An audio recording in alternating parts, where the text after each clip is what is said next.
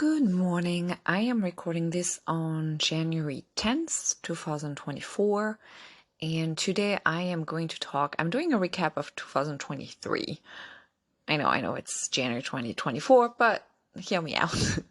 It's always busy at the end of the year, and we traveled to Europe, which was amazing, but that meant that the Substack post and this podcast that I had been starting to work on mid-December approximately kind of didn't materialize until now. And in addition, it's actually good because I needed a little bit more time to get my thoughts together. So this title is called Finding Joy in Resilience. And yes, still a bit of overwhelmed sometimes. My 2023 recap as a self-published author. And it's called Part 1.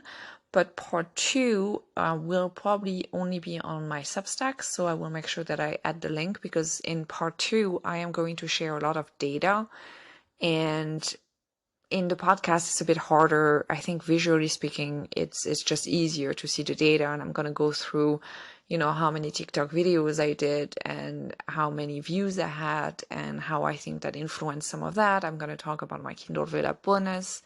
And I am also going to look at some of my ads, and yeah, it's just going to be a lot of data, and it will be under a paywall for that particular one, just because I'm sharing a lot of, did I mention data?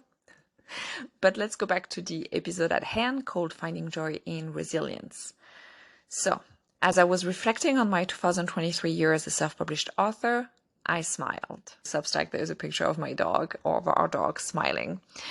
And I mentioned that I'm not smiling like Plato the dog, but close. And I did smile writing the article, and I did smile. And I'm actually smiling right now, narrating it or reading it out loud. So there were definitely ups and downs this year in my self-publishing career, such as days without royalties, the need to remember that my books, like me, are not for everyone. And that's a hard lesson for me. And knowing that some of my profit is dependent on a bonus that might not last. And here I'm talking about the Kindle Vella bonus. So not every day was sunshine and happy songs. I still wondered if I'm doing enough, if I'm making enough, if I'm working hard enough. But overall, I made so much progress in 2023, both in my career and in the way I'm approaching my career. So when I say not everything was easy, there were also challenging moments in my personal life. I had a biopsy at the beginning of the year, 2023, that still makes it hard to feel some part of my armpit. We bid farewell to a very dear friend, and I am still dealing with the ongoing aftermath symptoms of cancer treatments. Those symptoms improve, but never quite return to normal, whatever normal even means.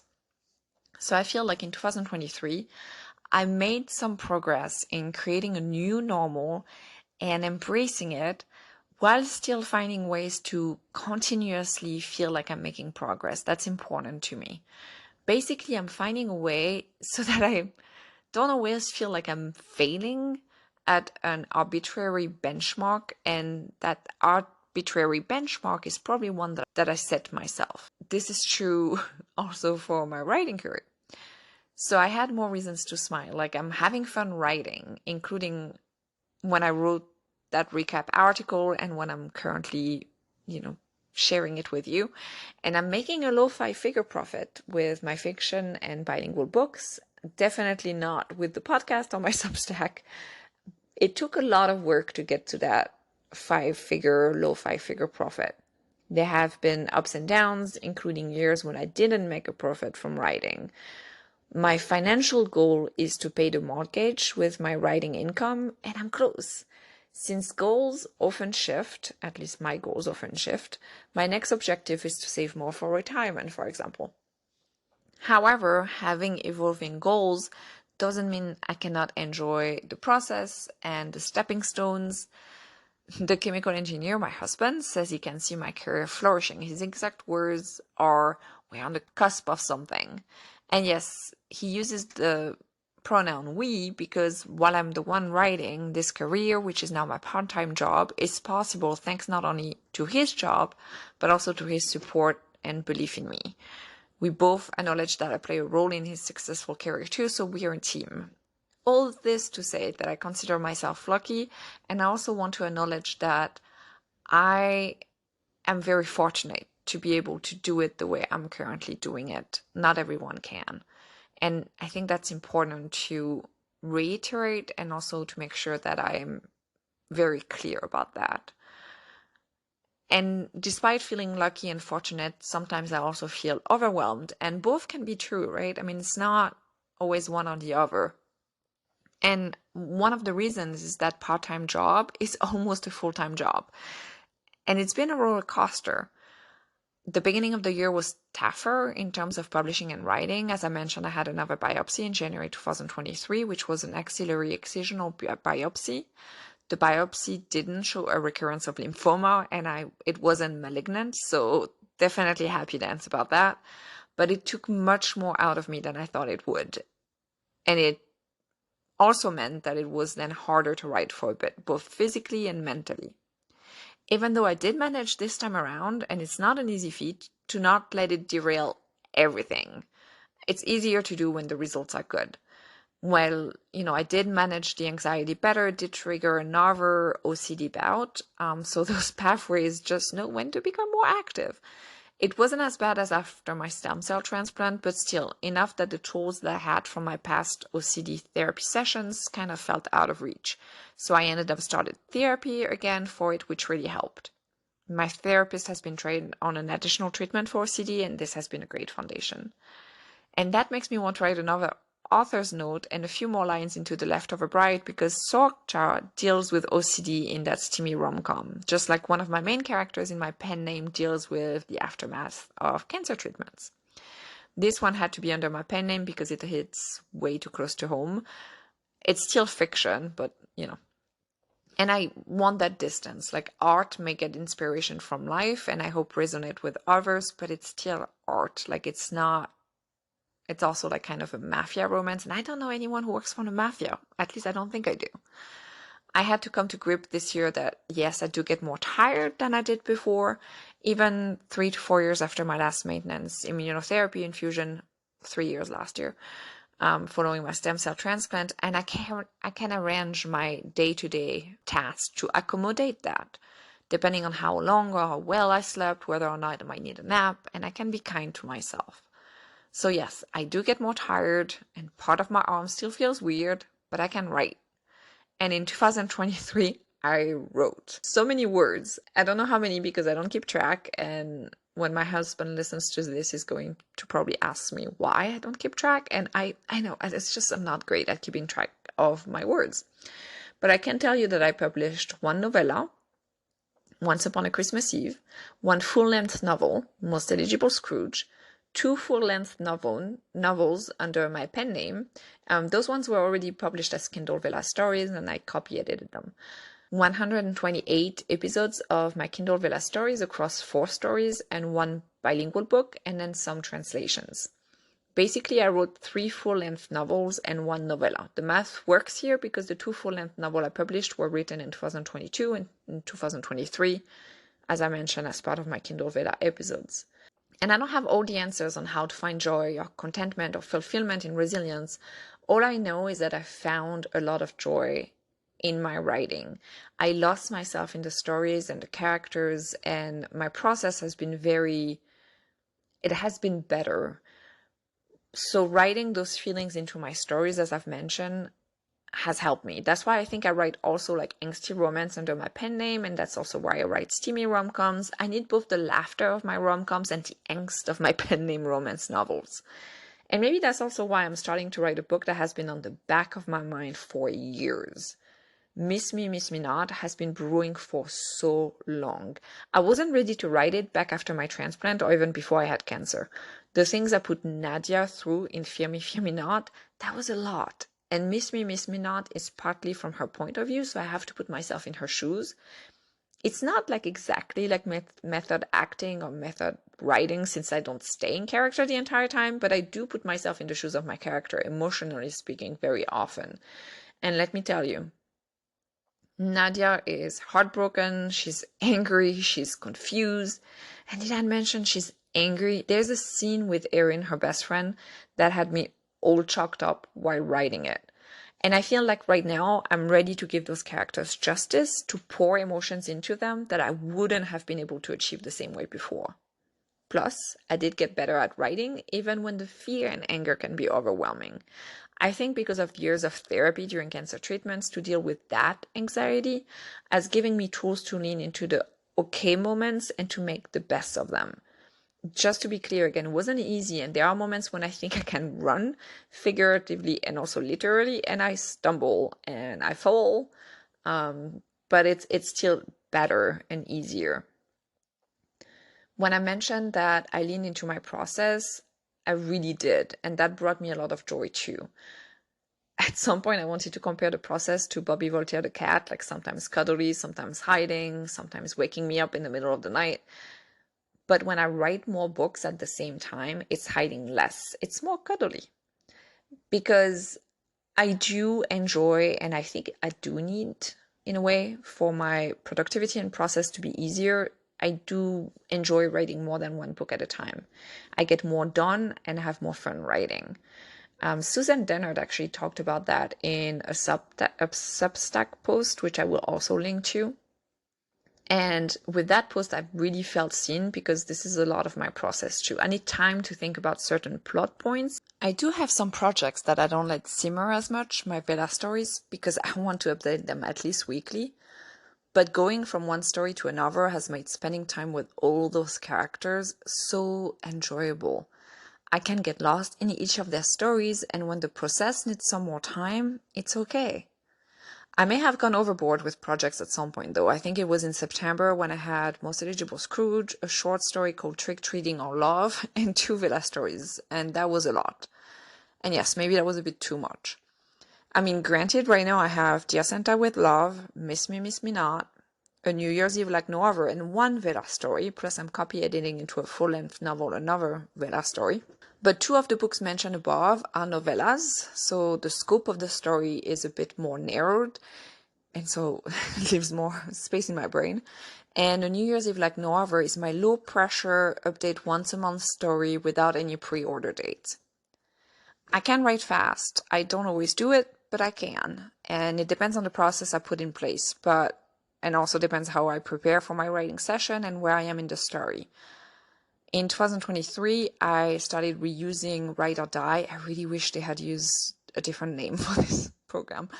I'm not gonna lie, but I can get sometimes 1,000 words in a 15-minute sprint using that. And knowing what I'm about to write, it's easier. It also means that I already know the character very well. I know their reactions, their triggers, their emotions in the scene. It also means I know where everything and everyone is in the scene. I think about the setting and what the characters may smell, feel, touch, hear, and see so that I can ground the scene at least a little during that sprint. I think I had noticed that there's a book that's called 5,000 Words Per Hour by Chris Fox, and I think he goes into some of that in there. And there was another book that talked about how to write faster, which I used for knowing a little bit about what I need to know before I start writing. And that makes the writing session and the sprint easier. It was 2K to 10K, writing faster, writing better, and writing more of what you love. This was another book that I've used in order to see what could work for me in terms of situating myself before I start writing. So once I have that in mind, I start the sprint. I actually start with an 8-minute sprint usually, and then I try to get at least 500 words during the time. I write at least 600, and I sometimes keep going until I have the full scene, and sometimes I put a goal of not 10,000 words in 15 minutes, 1,000 words in 15 minutes, and most of the time I do write those words. And then I need to edit them, revise them, like get them ready. And that's a different process. I usually write about 2,000 to 2,500 words per day, Monday through Thursday. I start work early when I wake up, which is about 5 a.m. to 5:30 a.m. I have changed in 2023 towards the end the way I'm organizing my day. So I still work a lot in the morning, like when I first wake up, but now I'm only going back. So I work for maybe an hour, 45 minutes, and then I go back to work around 8:30, 8:45. So that means I get to, well, usually I make breakfast, I walk the dog, I work out. So I do more things that are good for me before I start my work day, even though I already started it at 5:30. But during the afternoon, I usually focus on the business and administrative side of my writing business, and I do things around the house. The glamorous life of an author. On the rare days where I get 4,000 words or even 5,000 words of just write, meaning that I usually did a lot of sprints during that time. And it does happen. It's rare. It's very rare, but it does happen. But I most likely won't write the next day because I'm exhausted. Writing that much really takes a lot out of me, and the creative well needs to be refilled. And sometimes also, like, I will write, but it will be one of my 3 newsletter or a Substack article. There are some things I still need to work on. I mean, we're all work in progress, true, right? So why oh why do I check my royalty dashboard in the morning? Like, I used to do it right when I woke up. So 2023 was definitely the year where I checked my royalty dashboard on KDP, sorry, whenever I first woke up. I'm not doing any ads for the royalties that I check. So why do I check them? I'm not taking a corrective action or any type of action after I look at my royalties. And if it's like super low, yes, I might try to do a TikTok video during the day or maybe 2 to try to remind readers that my books exist. And when I do that, I do see some conversion, but most of the time it's not a super productive thing. So I'm trying to stop doing that.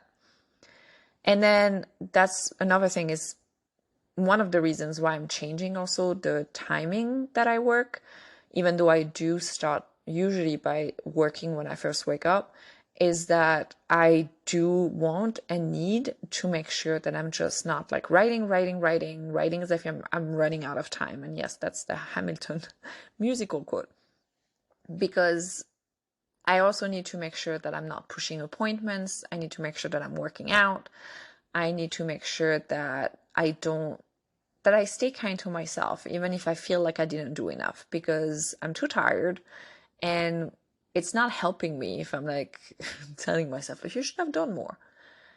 Feeling less isolated while writing was also a big thing for 2023. And one of the things that really helped me in that is getting those words by joining The Office. So not the TV show, but the Zoom working space with other writers from the Write Better Faster. So from Becca Syme's Patreon. And I have the link in the show notes, because writing can be such a lonely adventure and it can be isolating. And after everything that I personally went through, this has been really a game changer for me to go into the office every morning. And I'm usually there from 8:45 a.m. to 11:30 a.m., 11:45 a.m. I still work during the afternoon, but during the afternoon I don't go into the office. And this was the year with the most pre-orders for one of my books in English. Again, I'll be sharing data in my data 2023 recap. This was the year I learned more about what works for me. This was the year I listened to my husband. I know, about not trying out certain things just because of FOMO. And I think this definitely has helped me be in the profit territory. Like, I cut back on certain things, but I also didn't try to do certain things just because I think maybe it can work without doing any of the analysis beforehand. This was the year I took the Strength for Writers in the Write Better Faster class. The year I did my first in-person event since 2017. And am I tearing up?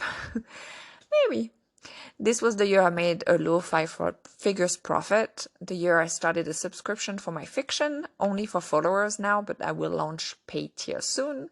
And the year I had so much fun writing, where I did find more joy in resilience. And it doesn't mean the words were not harder to come on some days, even with the different projects, even with leaning into my process. It's not always easier, but also sometimes, right? Going through the mud and being able to find diamonds, or to be able to really just get to that point where you know your story so very well and you know the characters and you trust your instinct on it. For me, it's a very exciting moment. And yes, that sometimes means staring up as I write. It also means laughing as I write, smiling, and it also means giving them the happily ever after. So again, if you're interested about the most practical aspects, like where did my profit come from, my wheel with a breakdown of my sales, info about my Facebook ads and TikTok marketing, how Kindle Vella has pushed my earnings up, stay tuned. Again, more on my Substack right now because all those data will not, I think, show very well on podcast or in audio. And in the meantime, I would love to hear, how do you find joy in resilience? Thank you so much for listening. I really, really appreciate your time. I appreciate you taking the time to listen and letting me in wherever you are listening to this episode. To all writers out there, happy writing, and to everyone, happy reading.